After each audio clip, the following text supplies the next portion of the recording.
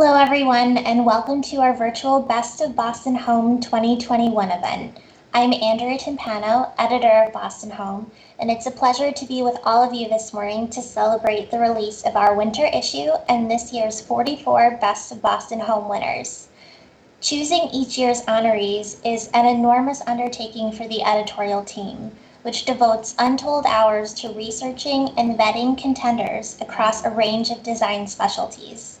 Selecting just one winner for each category is extremely difficult and truthfully becomes a little harder every year. And that's a testament to the breadth of talent here in our local design community.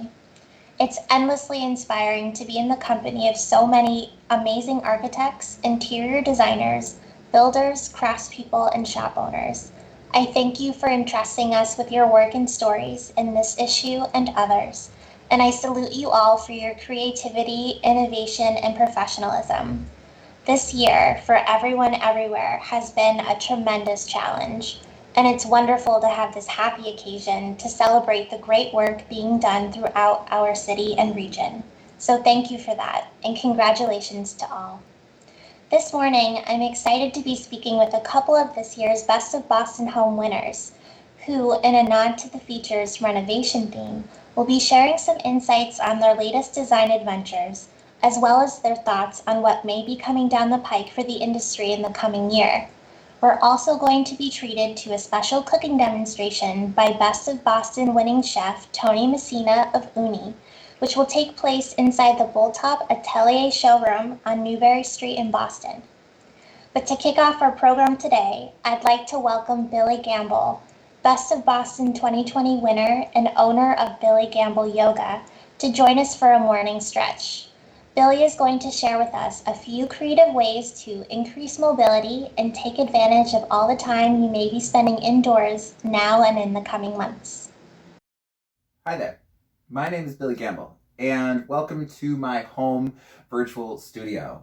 First things first, I want to say a big congratulations to all of this year's Best of Boston Home winners. Today I'll be leading you through a short and simple office flow. So that being said, we have so much to do in such a short amount of time. So let's come into a standing position. Bring your feet either together or about hips width distance apart and reach both arms up and overhead. Grab your right wrist with your left hand and find a side body bend over to the left side of the room. And what I want you to feel when you do this is pull the belly in, so it might feel like you're rounding a little bit in the upper back. And then come back through center, grab your left wrist with your right hand and side body bend over to the right. So it's like you're trying to pull the left wrist as far away from the left hip bone as possible. Come back through center and switch, side body bend over to the left. Come back through center and switch, side body bend over to the right. Come back through center and switch. Back through center and switch. This time, when you come back through center, reach both arms up high and take a full breath in. Exhale, cactus your arms, squeeze your shoulder blades together, and find an interlace at the lower back. So I'll turn so you can see what I'm doing behind me. Reach your knuckles low, lift the heart and the chest up. Take a full breath in. Hinge at your hips, bend into your knees, and fold over your thighs. So you're bending into the knees until the belly can make contact with your legs. You're trying to reach your knuckles forward to rinse out your shoulders, and your gaze is somewhere near the back of your space. Without slingshotting the hands, put them on the floor and inhale to a flat back. So halfway lift in your torso. Put your hands on your hips, squeeze your elbows together, and come up to stand. Do that again. Inhale, reach both arms up. And as you exhale, cactus your arms, squeeze your shoulder blades together. And if it's possible, when you find the interlace at the lower back, bring the opposite thumb on top, so it should feel a little weird. Reach your knuckles low, lift the heart and the chest up high, and take a full breath in. Exhale, hinge at your hips, bend into your knees, and bow forwards. And for some of us, it might be a pretty big knee bend. Like for some of you, you might almost be in like a full squat, and that's fine. The more you bend at the knees, the less you use your lower back. And then put your hands on the floor and inhale to a halfway lift. Hands on your hips, squeeze the elbows together and come all the way up to stand. Step out wide. So wide that when you reach your arms out left and right to a T, that your wrists and hands are right over your feet. Inhale, reach the arms up. And then as you exhale, hinge at your hips and bow forward, coming into a wide straddle fold. And what I'm going to have you do while you're here is walk the heels of the hands back so that they're in line with the heels of the feet. Bend into your elbows and draw the shoulders away from the ears. So even though you're in a forward bend, you're trying to create a back bend. Inhale, flat back. Hands on your hips, come all the way up to stand. And step into a Tadasana. So again, this is one of those moments where I'm going to face away from you, but you should be good exactly where you are. From a standing position, the only thing I want you to do is step your right foot as far back as you can. Just pause for a minute. Without using your hands, bring the right foot forward and try to step it as far forward as you can. And we're going to go through that a few times. And what I want you to do is when the right foot steps back is try to step the foot lightly down. So most of the weight should be in your left foot.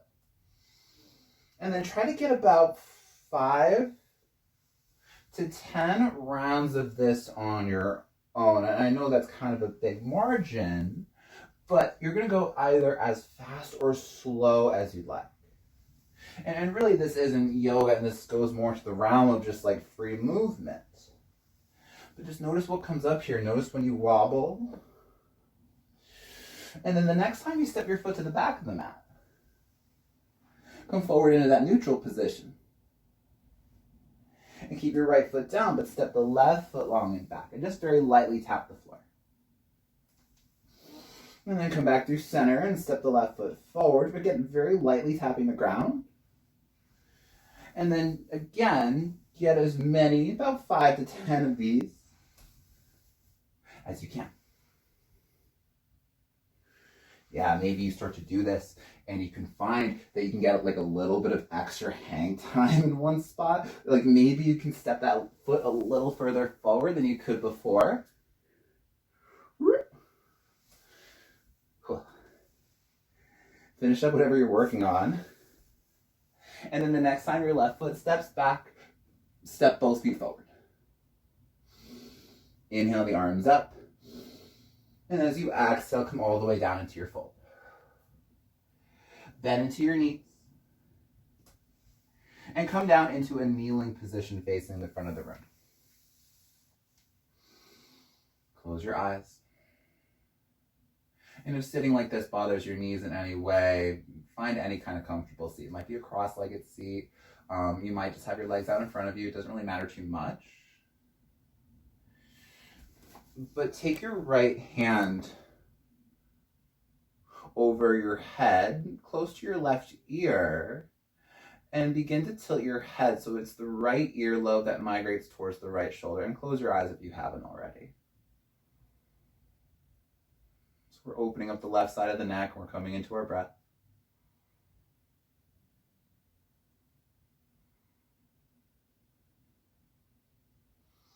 And then bring your head back through center, bring your right hand down, and switch. So the left hand grabs the side of the head on the right, right above the ear. You're tilting your head and the left ear is migrating towards the left shoulder. Your right shoulder is dropping. Your mouth is sealed when you breathe here. And it's not like a really deep breath, it's just something really smooth and sweet. Bring your head back through center. And bring your hands to a prayer position at your heart. Take a full breath in. And then open up the mouth, and on an exhale, let it go. The Thumb knuckles to your forehead. And we bow and say, Namaste. Thanks, guys. Thank you so much, Billy, and welcome back. My first conversation this morning is with Jill Neubauer, Principal Architect of Jill Neubauer Architects and recipient of this year's Coastal Architect Award. It's a pleasure to have Jill with us this morning to talk about her firm's work. So welcome, Jill. Thank you so much for joining us today. Good morning, Andrea, and thank you so much to you and your team for supporting all the people in our profession. We're very honored to be here. Thank you. For viewers who are less familiar with your firm, can you share a little bit about your team and what sorts of projects you tackle? Yes, we are a small residential architecture firm on Cape Cod in Falmouth. We're just finishing up our 26th year, and we have a team of 12 people focused almost entirely on residential design. We have a few other commissions, but we do renovations of Cape Cod homes, obviously homes outside of the Cape Cod area, and then new projects also. Great. So speaking of those projects, your residential projects, when it comes to renovation, what's been on your agenda lately? What are your clients, particularly your newer ones, asking you for? It's been a really interesting time to see this shift because of COVID. We have people coming back to the Cape after having been away for maybe a generation, maybe they had a child here, and they're coming back and saying, we want to buy a property and reconnect with this place and make it our primary anchor for our family. So the renovation of seaside homes has been a bigger piece of our work, and also people looking for land to build a new modern home. So most of our work falls into those two categories of renovating existing old seaside homes or raw land or a tear down and a new modern house.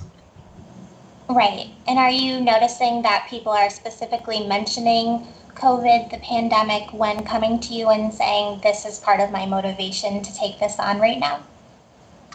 What we've really seen is, first of all, our existing clients that we've done projects for in the past arrived here in March, and they have re-anchored themselves to the Cape and been living in their homes since March. And so we're hearing from them about what they see in their homes and need to shift in their homes because they're living there. But then when the phone rings, we're just hearing from people, even if they don't directly reference COVID, they are speaking to, we want to make a new family center. We want options to live out of the city. We think we may not stay in the city and really want to have this new place that becomes our primary focus. So we're hearing this over and over again. We have never been busier, and people calling with very, very deep, thoughtful requests for what they're hoping for on the Cape. And what do some of those requests look like?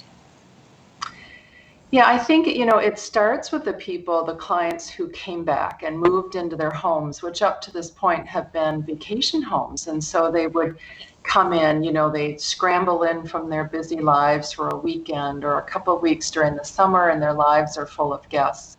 And they rarely get to settle into these homes that they have committed to. And so what's been very special is that they're living in these homes for the first time. And the homes aren't full of guests, which is one of the great things about a Cape Cod home, but it's also one of the, responsibilities or joyful, tiresome components. And so they are taking empty guest rooms and looking to make home offices. We have couples, sometimes their children are coming and living with them, and they're working out of their homes. So obviously what we're seeing is the need for workspaces. And then even things like where they never had to fully unpack their suitcase. They never really moved in enough with all of their belongings and all of the dog leashes and all of the food and the winter coats. It's interesting how the mudrooms, they're like, wow, I need a lot more room here. I've got all my winter things now.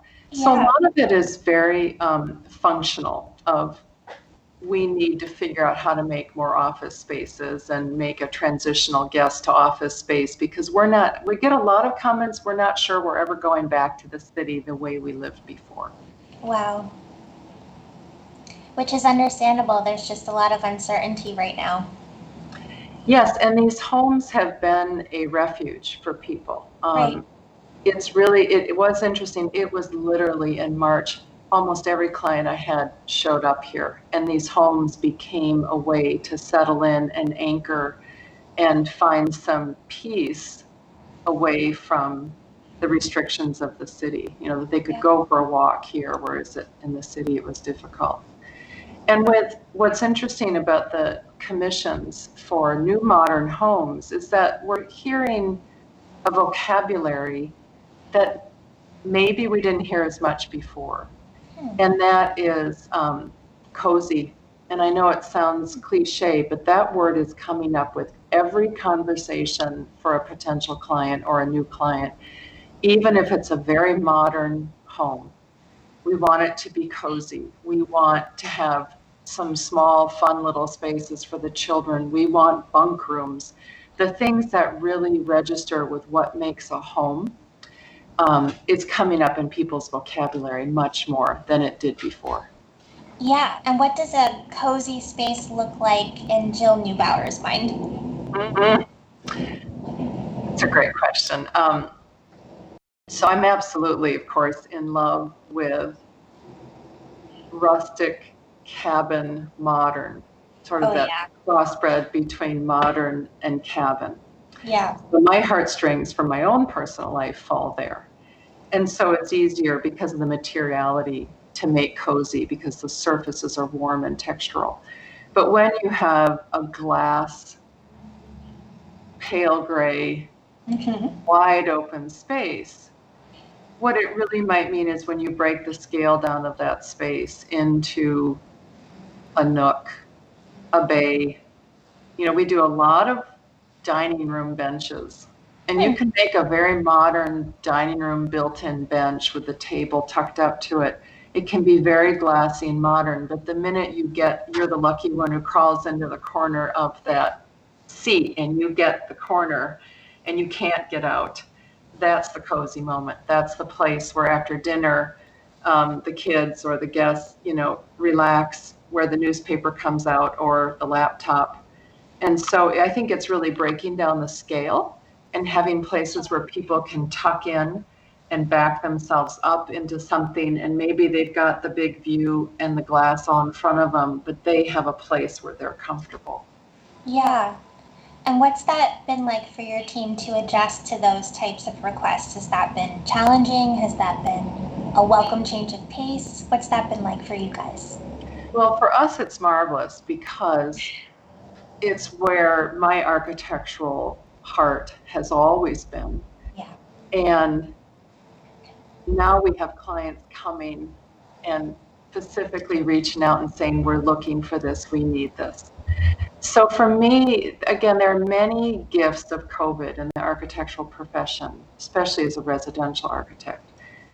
And one of them is that clients are showing up in a more present, sincere, deeply connected way than maybe they had the time for before, or maybe they just didn't have the focus. And so for a client to come and say, oh, we really love this bunk room, as opposed to before it was us saying, we really love bunk rooms. We are aligned much more from the very beginning about how do you make a home, whether it's a first generation home, it's a young couple, or it's, the fifth generation on Cape Cod. How do you make that place that's really going to anchor that family, settle them in, and let them embark upon their wonderful experience in the Cape Cod landscape, and then coming back into their homes. And that's the other thing is that pre-COVID, so many of the homes were summer homes. Right. So it's all about, we're going to be outside. We're going to be outside, and so outdoor showers, outdoor terraces, very small bedrooms, outdoor spaces was the focus. And now it's rebalancing a little bit, realizing that they might be inside from October to April, and how does that home support that living? And you get the same feelings of connecting with your landscape and the expansiveness, but you're more inside because it isn't summertime. So it's a very interesting shift that's happening in people's connection to their homes. They're no longer talking about, I want to build a summer home. They're talking about, I want to build a home. Right. Yeah, sort of the redefining of the word home and redefining what that space looks like has been really interesting to watch this year, and I'm sure you have lots of firsthand accounts of what that's been like. Yes, it is fascinating. We have never had the amount of requests for work as we do now. And that is really, as a residential architect, that is a gift of COVID. Yeah. And being in this stunning landscape and being in a place that often carries an emotional hold with people, it's just a great pleasure to get those phone calls and to have people talk about what they're hoping for, what they're looking for, and how we might be able to help them. So I'm, again, in this worldwide, very challenging time, we have blessings to us and things that we're very grateful for as a community and as a group of people at JNA. It's an exciting architectural opportunity. Yeah. And speaking of which, obviously, I think that will play out into the next year as things move forward with the pandemic and hopefully the resolution of the pandemic. But beyond that, beyond pandemic-inspired trends that you may be aware of or watching right now, what else do you think we can look forward to in your area of design next year? Residential architecture is very interesting in that, particularly since the web and all the TV shows and the magnificent publications like yours, people are exposed to beautiful homes all over the world. Everything from, rustic boards on the wall, charred exterior application. I mean, the trends, the materials, the products. And so we can get strongly influenced by what the market is producing. And they're beautiful products and it influences all of us, but you can see it in the work that's published of how these trends move through our industry. And I think for our work, what we're striving for is how to embrace all that we see and the beauty of things that are being created all around the world, but also try and tap into this thoughtful, sincere request that clients have to design and build enduring homes. A home that one won't look at necessarily and say, oh, that was built between 2015 and 2020, because you see that tile and it's very hard to do. But I think letting the land for us really inspire these homes and the family stories. And what I'm looking for with my terrific team is that we just connect deeply with our regional landscape, the local landscape of the site, and then these clients and their stories and where they come from and what meaning they bring to the project. And out of those things, to make a house that will endure beyond COVID, beyond the things we're seeing right now. Right. So it's a really exciting time. Again, we're seeing a number of historic renovations of 100, 200-year-old homes. Yeah. Deep energy retrofits, people making a deeper connection to that. And then in these modern homes. And so it's just a very exciting time to be an architect on the Cape. Yeah, and I know sustainable design is a big part of what your firm focuses on too. And is that part of what you see, and is that part of what you mean when you say homes that endure? It is part of the component. I think there is the aesthetic endurance, Mm-hmm. there is the functional, and then of course there's the deep energy commitment. As we like to say, the envelope of the box. Yeah. How well developed is the envelope of the box and the systems that go in that box? And so we're working with clients to develop the best combination for them. And so right now we're doing a deep energy retrofit of a historic home in Connecticut from 1750. And Wow. it's taken it back to its very crooked tilting studs.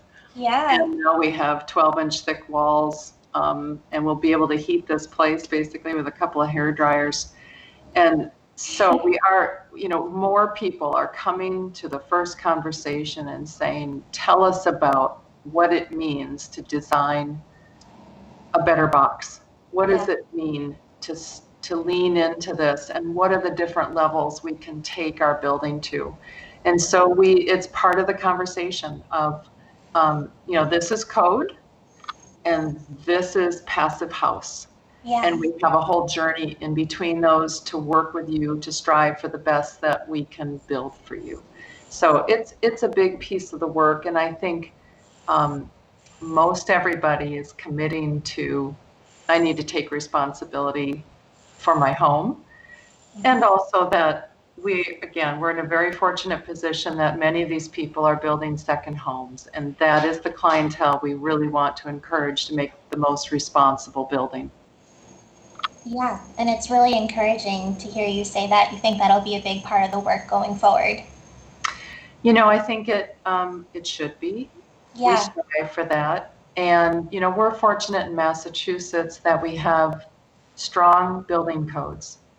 And unlike most states in the country that have lesser or minimal. And so our conversations start at code, which is a Hmm. pretty good box, as we would say. And then we can just go up from there. Right. So again, Massachusetts is a very good place to be an architect because the codes help us do a very good job. Yeah. And speaking of looking forward, and on the subject of the new year, now, of course, is the time when people start making resolutions. And I'm wondering if you have any personal design related resolutions to share, something you're hoping to perhaps fine tune in your practice, something you want to achieve, perhaps something you just want to try differently for next year. Yeah, it is a nice thing to be focusing on, and we're actually asking those questions at the office level. I'm so lucky and grateful. We have a tremendous team at JNA, sort of the most wonderful group, largest group we've had. And part of that is because of COVID. We've had an opportunity that people have come to the Cape, architects have moved to the Cape for their life choices, and then reached out to our office, and we've been able to bring them in. And I think in the spirit of what clients are coming to us with, which is a deeper, thoughtful desire to connect and make a home that really resonates for their family.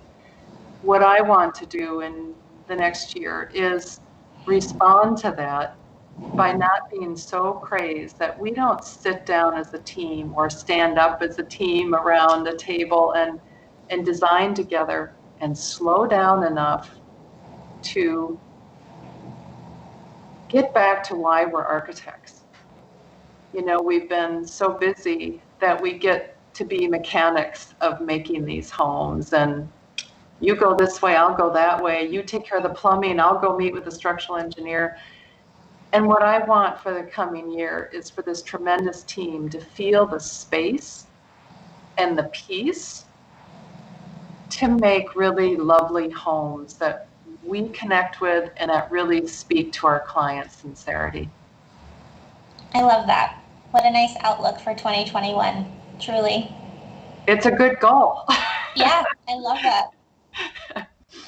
Before I let you go, Jill, are there any final thoughts that you'd like to share? Anything you wish I would have asked you? Anything I should have asked you that I missed? You know, one thing I want to share, we were chatting earlier about the tremendous things we're learning during COVID that will stay with this profession when we're all back in action post-COVID. And those are really important things for my firm. We're connecting much more now through Zoom and Skype with our clients, our contractors. We have more connected relationships with our clients now than we did beforehand, because before they would be away, they're busy, they don't have time for a meeting. Now, every week, we're on a Zoom call with our contractors. We're sharing. The contractors are at the site with a camera. And I'm actually finding that we have a more connected, productive, collaborative relationship with our landscape architects, our engineers. And so, in a strange way, this isolation has brought us closer together, working together more. And I think that that's also something that as we move forward, we want to stay this deeply connected to our teams, our collaborative teams, and our clients. It's a really positive thing that's come out of this time. Yeah, and it's nice to hear you identify so many silver linings of what has truly been a really hard time. So that's great to hear. We are very fortunate, and we're learning so much about ourselves, what our clients need, what our contractors need. And I think we are all in this together. Yeah. And, you know, we're being honored by you this year, but you are honoring all of the tremendous people we get to work with. I mean, our builders are fabulous, and landscape architects and the engineers, the many engineers that we use, all of them are at the table with us. And I'm just very grateful, and I appreciate the support that your team gives to our profession. Oh, well, thank you. We honestly couldn't make this magazine without work like yours. So the feeling is very much mutual. And thank you again so much, Jill, for joining us today. Really appreciate it. And congrats again on your award. Thank you, Andrea, very much. To continue our celebration of interior renovation projects, I'd like to welcome Elle Leslie from Bulltop Atelier, an intimate showroom with a studio-style atmosphere where architects, interior designers, and anyone who appreciates premium kitchens can make an appointment and enjoy a visit. Hi, I'm Elle Leslie, and welcome to Bulltop Atelier. I'm the designer here and have worked with Bulltop in Boston for the past 9 years. After receiving my degree in architecture, I found my perfect niche within the Bulltop family. I find, for me, Bulltop is the perfect combination of architecture and interior design, as what we do here is just as technically oriented as it is design-based. We work with our clients, interior designers, architects, and contractors throughout every phase of a project. We opened the atelier here on Newbury Street in fall of 2018 to create a unique and welcoming space for our clients and our guests. Within the first year or so, we were able to host 10 events that were curated to bring people together, to learn, talk, listen, and see. From architectural speakers to artist installations and a cappella performances, we create cultural experiences that are simply meant to be enjoyed and in the moment. Here with us today, we have Tony Messina, Best of Boston winning chef and partner of Uni, to show us the secret of making soft scrambled eggs using luxurious toppings such as Uni caviar and truffle. Tony, I'll let you take it from here. Thanks, Elle. Appreciate the intro. Today we're going to be doing a soft scrambled egg with some fun accoutrements. So because we're trying to have this as a somewhat elevated brunch bite, we went full tilt with the elevation. We're going to do sea urchin, obstetric caviar, and shaved white Alba truffles. So in this regard, it's probably going to be one of the tastiest bites you have, but it's also one of the most luxe. So it's pretty easy to make, but it's also very easy to mess up. A couple little chef tricks I'll throw in there for you as well. Right here, we just have a little bit of warm butter going.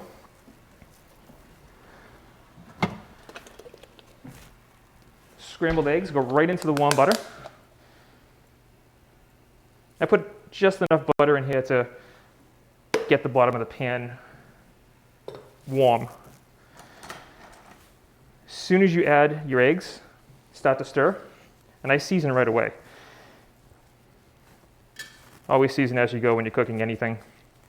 The difference between an American scrambled egg, which is kind of high heat, you get a crust on the bottom, and then you break up the curds as you go. You have big chunks of eggs in there. That's more indicative of an American scrambled egg. What we're going to do is more of a soft scramble. To get the soft scramble, you just have to kind of keep it on low heat the entire time. But as you stir, you're constantly breaking up the curds, therefore making it smoother and softer. So you can start it off with a small spatula or a spoon or really whatever you have on hand. I usually like to use a small whisk to constantly break it up. Or you can use a sauce whisk, which really works well. And I'll show you one of those in a minute. The real trick though, the real important part is to in fact keep it moving the whole time. So this way the curds don't form and you're not left with big chunks of eggs in there. This is a sauce whisk. It works great for eggs. It really breaks down the curds so you're just left with a smooth, creamy texture. It's one trick to make a really soft scrambled egg. I also just toasted off some Japanese milk bread toasts. We'll plate the eggs and all the fun stuff on that in a bit. Now you can take this as slow as you want. I'm going to jack up the heat just a little bit just to kind of get to the point where I can show you what it's supposed to look like. In my opinion, the slower and lower you go, the better the eggs will be. You'll have less curd production and you'll have a really creamy texture. It sometimes takes 12 minutes, 10 minutes, somewhere in that neighborhood. You can really rush it if you need to. If you're in a pinch, people are coming over and you're like, oh no, I have to cook for them. Here you go. It's even more imperative that you stir faster and keep it moving if you're going to put the heat up high like I'm doing right now.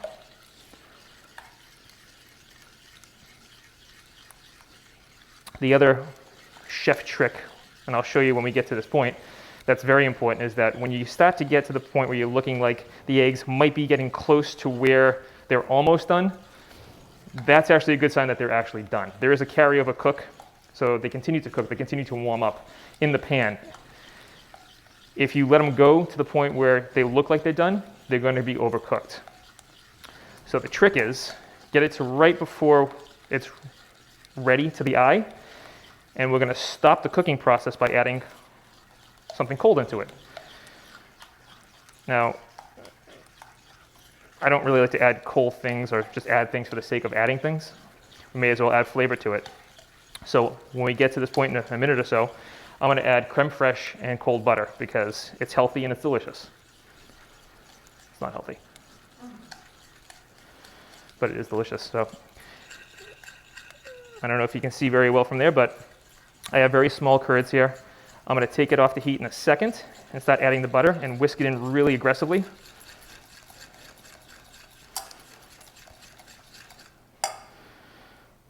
Just drop the heat down completely. I just shut it off. Got a good amount of creme fraiche in.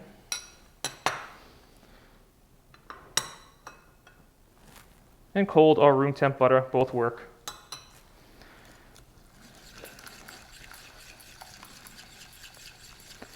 At this point, just like I said, be aggressive with it.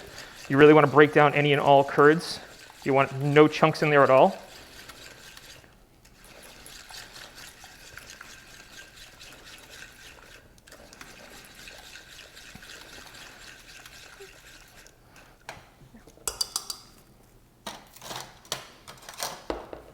So from here, you're just plating and garnishing. Your eggs are essentially done. They've cooled off to the point where they're not going to overcook anymore. You're left with a soft, creamy curd, almost like custard consistency. And yeah, Boston, I can't say the letter R, so it's a custard. So we're going to do a couple different ways. You can go a full toast, or you can go little toast points if you're doing an hors d'oeuvre party.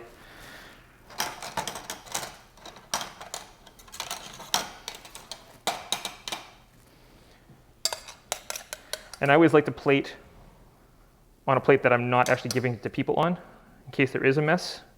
Your guests won't see it. So I spoon it on like a thin custard.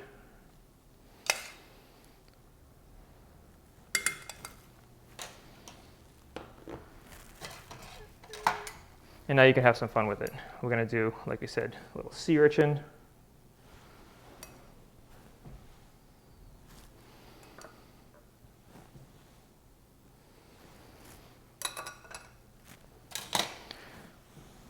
Do some fleur de sel for a little bit of texture, finishing salt. If you really want to gild the lily,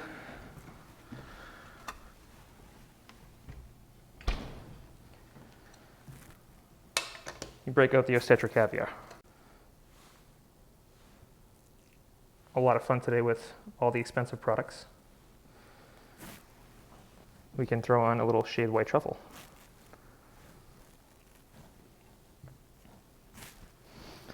So white truffles from Alba are exceptionally expensive, but they are also my favorite food.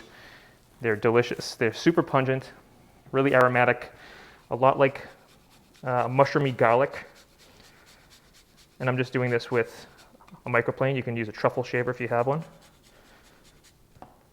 Or you can just throw the whole truffle on there like that.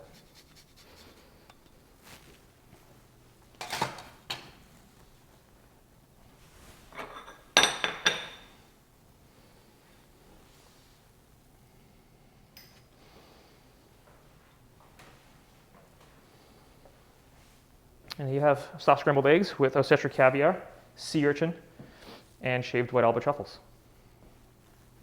Tony, thank you for that lovely demonstration, and thank you all for joining us here today.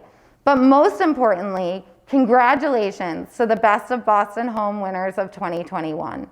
It has been a pleasure to host you virtually in the atelier, and I hope that one day soon we can celebrate your success together with a glass of wine.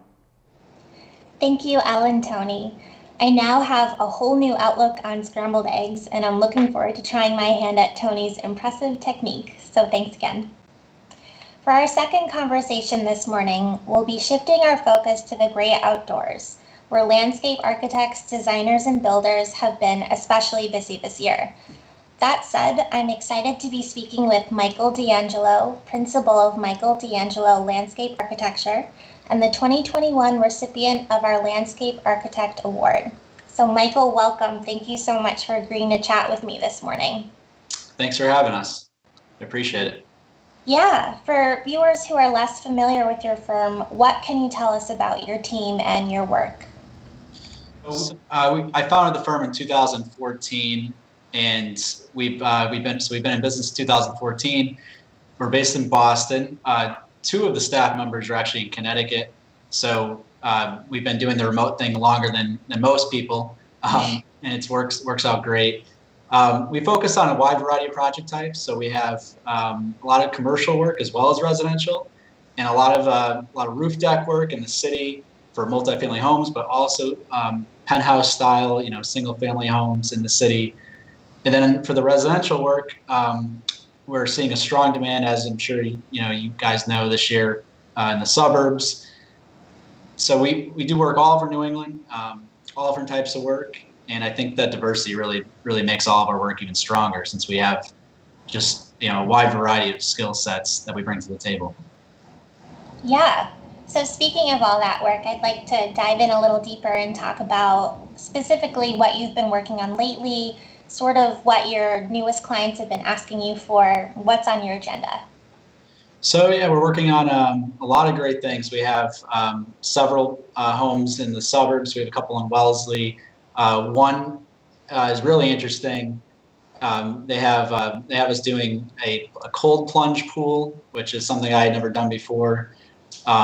It's right outside of their yoga studio that they just built, so it's a really nice flow.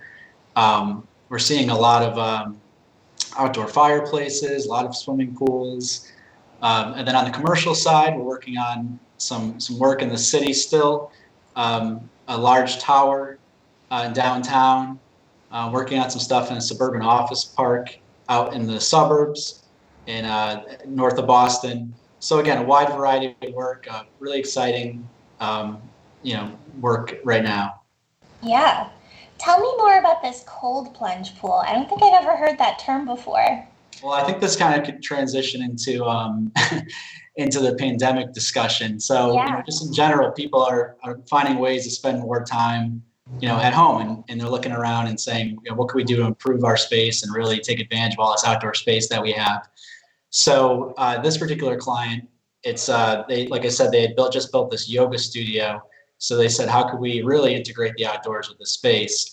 And one way they thought about doing that was if we put this cold plunge pool outside, they can go from their exercising room, their yoga room, and jump right into the cold plunge therapy, which right now that's gaining a lot of traction in some of the exercise markets, just because of the benefits that some people say it provides. How big is it? I'm picturing it as being kind of on the smaller side. Is that right? They're typically just, some of them are only big enough for one person to jump in. So a 4x4 square, but Yeah. some are a little bit bigger. This one we designed to have a little more flexibility. It's about 8x8, and that way they could, in the winter, if they want to flip it over to a hot tub, they could. So it serves both purposes. Wow. Have you ever done one of these before? No, I haven't. Yeah. This year has been a year first for a lot of people, particularly designers in the things that they've been asked to work on. Would love to talk a bit more about how the ongoing pandemic has kind of influenced the requests you're getting from your clients, and perhaps the sorts of features that they're asking you to include. It sounds like the plunge pool is a great example of that. What else has kind of stood out to you this year? Well, one of the biggest ones you're hearing, everywhere you go, whether it's, real estate agents or contractors or whoever you talk to, it's swimming pools. Yeah. So we have several projects that have swimming pools this year. We have about 6 in design right now. People are just, again, they look around, they say, how can we really make this house more like a place we want to really capitalize on all the outdoor space and treat it really as a staycation, since we can't allocate those dollars to a vacation right now. Let's make our house the vacation. So we're seeing the swimming pools. A lot of people are implementing ways to try to utilize, take advantage of spring, fall, and part of winter. Mm-hmm. So you're doing that through introducing as much heat as possible. So we have a lot of clients doing snow melt. Snow melt has always been popular, but right now snow melt is very popular. So snow melt is basically radiant heating for the outdoors. Yep. Putting it in our driveways and patios and even around pools. And then the other big one that I had never seen at this level before is outdoor heating. So just like restaurants are doing outdoor heating, residential clients are looking to do outdoor heating on, like I said, a level I've never seen before. So putting outdoor heaters in pergolas, putting them mounted to the houses, and that way the hope is they'll be able to use these spaces for longer periods of time. So, late fall, early spring, and perhaps even into the winter. Yeah. And as you said, it sounds like those requests have been certainly more frequent than they have been in the past. Have you worked on this kind of stuff in general, or is this all new to you? We've always had really nice residential work with that. Most of it, before was in the city, but now we're seeing a lot more in the suburbs. And yeah, the request for the outdoor heaters, that's a new one for me. Yeah, that must be logistically challenging. It is. I mean, people, a lot of people have homes and have gas fireplaces in their homes. They have gas fireplaces outside. So you think about the demand on the gas service. So when you introduce, swimming pools, hot tub places, gas heaters, you have to really think about the infrastructure, and then we have to bring in people that can handle that portion of it. So upgrading the gas infrastructure to handle all of that. Yeah. It's interesting also to hear you mention pools. I read something recently that requests for pools this year, something like they've more than tripled or quadrupled since the same time period last year. So it seems like that's very much at the top of people's wish lists. What are these pools looking like that you're designing? Does that look like for you guys? Yeah, a couple of them are just fairly standard gunite pools, but majority of them are actually, people want infinity pools. So, the Vanishing Edge, they want to feel like a resort. And if you have, especially if you have the land for it. So if Infinity Edge works well if you have a little bit of a grade change where you could really get that Vanishing Edge parents, then it's I think it's great. I mean, it's not much more money to do that sort of thing. So if you're doing the a gunite pool to begin with, to consider some of those types of features, I think is really smart. Another thing people are doing with swimming pools almost completely is people are doing auto covers instead of doing just the winter cover that goes over the pool. So having the ability to press a button and have the auto cover come out is you pay a premium for it, but I think it's totally worth it if you're making that large of an investment. Yeah, I love the idea of sort of turning your home into your own personal resort. What other features are people including in that? What do the patios look like? What do the outdoor spaces look like? Yeah, so I think you're also seeing outdoor kitchens getting more and more elaborate. Before, we would do a lot of counters with the grill and refrigerator, but now you're seeing people put in smokers, dishwashers, refrigerators, a full-on kitchen. So, dishwashers, really? Yeah, pizza ovens. There's some companies that make some really nice appliances for outdoor kitchens. We're also seeing, and this has been the case for a while, a lot of interest in fire pits too. Mm-hmm. What have you been working on that's been most exciting or challenging for you? I'd say we have a project in Connecticut actually on the coast, and that was a pretty challenging. We're taking an existing home and lifting it up out of the flood zone. And the whole goal of this project is to make it look like it's not actually been lifted. So I'm sure you're familiar with the houses that are up on stilts, the coast. The homeowner wants to get it out of the flood zone, but they don't want it to look like that. So we're really looking at different methods of making the home appear that it's actually grounded. And doing that, we also have to keep in mind the homeowner's elderly. So we don't want to introduce 40 steps to get up to the house. So think about how we can make it so that it works for them and gets it out of the flood zone and is aesthetically pleasing. So that's been fairly challenging, but it's a great project. We're looking forward to that one starting construction this spring. Yeah. Speaking of the spring and 2021 in general, what do you sort of see playing out in your area of design beyond pandemic-inspired trends? I think you're going to continue to see a strong desire for the swimming pools, a strong desire for trying to utilize all that outdoor square footage as part of an extension of the home. So again, like that yoga room example, extending that use outside, I think you're going to see that same thing happen with all of the rooms. We're seeing on a lot of the projects we're working on, people really want to make that connection so that you have usable square footage outside, not just spaces that you use, a couple months out of the year. Designing those types of spaces in urban areas is obviously more challenging because you have less space to work with. What are some unique solutions that your team has been implementing for those types of clients? Yeah, so prior to the pandemic, the urban market was very hot. Not so much anymore, but we were doing a lot of roof decks, and those are very tight spaces, and you're always looking to try to how can we make it more private for the client? Is this buildings looking down in to these spaces? How do we capitalize on views outward to the city? Dealing with the constraints of an existing building, and how do you build a roof deck on an existing building where you can't control the structure? Right. So adding elements like hot tubs on top of an existing building is challenging. So we do a lot of these urban projects, and we really enjoy them. They are very challenging. Speaking of the new year and things that you're looking forward to, I asked this question of our first guest, Jill Neubauer, this morning, and I'd like to pose it to you as well. What are some professional or design-related resolutions that you have kind of kicking around right now? Something you want to learn, something you want to master, perhaps something you just want to do differently about your work? Yeah, I think professionally we've grown a lot this year. It's 4 of us now. We're looking to bring on someone else in January. I think professionally we'd like to continue to expand towards in Connecticut. So expand the residential market.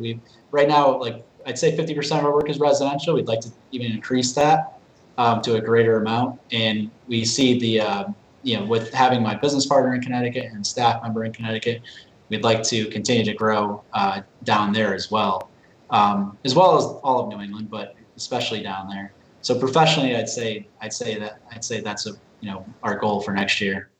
And do you see sort of the pandemic trends playing out into your work next year as well? Yeah, I do. I think it'll continue for a while. People aren't going to just maybe they will, but sell their houses they just bought and move back to the city, but you never know.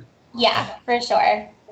As a final question, at this point in your career, what does your dream outdoor renovation project look like? If you were given free reign to design or perhaps redesign something existing, anything, anywhere, what would that look like and why? Yeah, I'd love to get to travel a bit more and get out of the area and get out of our comfort zone here in New England. So maybe a project in the Caribbean or a project in Europe or Italy would be really cool. I'd love to do a Tuscan villa for a second home. Yeah. What is appealing about that to you? Just the culture and how different it is from what we do here. I mean, here it's a lot of, we're familiar with the plant material. We're familiar with the materials that we use for hardscape. It would be a totally different challenge and just, everything about the differences of what we do here and there, I think would be amazing. Yeah. And honestly, just the idea that you would be able to safely get on a plane and go to Tuscany if you wanted sounds pretty good to me. Yeah. So before I let you go, Michael, is there anything else you want to add? Anything I should have asked you that I missed?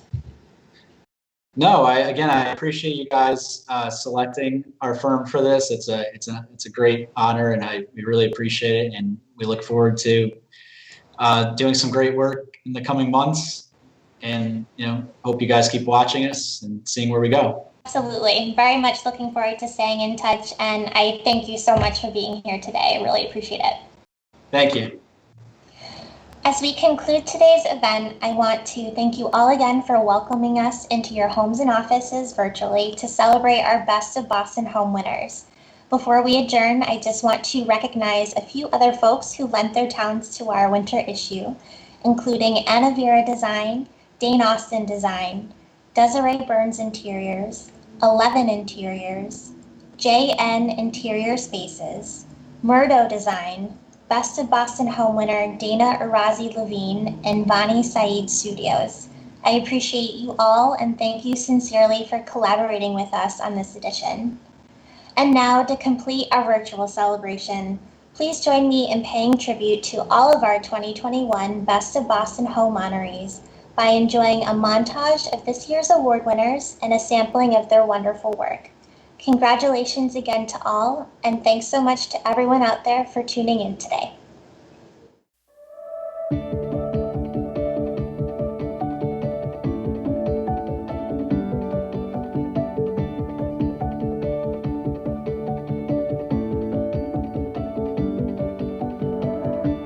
Rising sun hits the sky, see it open before us. Take these hopes, hold them high. Every step takes you closer. Oh, oh, oh, oh, oh. The stars will show us. Oh, oh, oh, oh. It's all waiting for us. Every turn a living color. Heaven knows what we'll discover. A story in the making. The world is ours for the taking.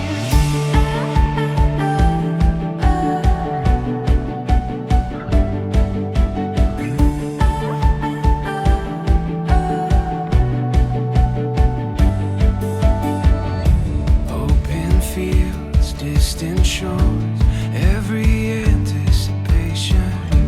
Getting lost, we'll explore with no hesitation. Oh, oh, oh, oh, oh.